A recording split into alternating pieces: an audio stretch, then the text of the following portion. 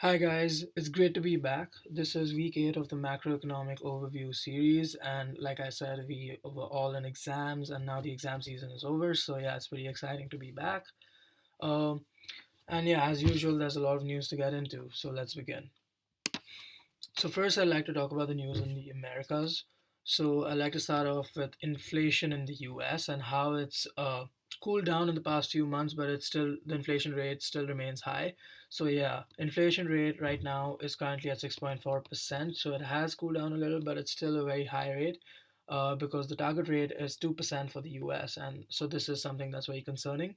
And this is primarily driven by increase in the housing prices and the food prices and energy costs. So, for example, the prices of eggs have increased by 70%, and the housing prices have increased by 7%. So, although in response to the housing prices increasing, the Fed has increased the interest rates in order to cool down the economy.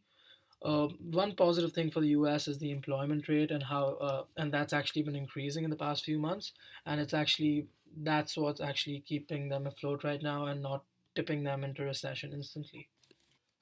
Next, I'd like to talk about a situation again in the US, and this is about the debt ceiling. So, before I begin, I'd like to explain what exactly debt ceiling is. So, it's basically a limit on how much debt the US can take on, and if national debt reaches that level, uh, that limit, then USA might not be able to pay its investors. So, yeah, the current debt ceiling stands at $31.4 trillion, and it must be raised or suspended in the future. And if this doesn't happen, then the Treasury Department will exhaust its ability to pay all its bills between July and September. And as a result, the government would have to either default on its debt obligations, or they would have to delay making payments for some activities, or even they might even have to opt for both options. And according to Philip Swagel, in order to resolve the situation, there must be some changes made in the fiscal policy.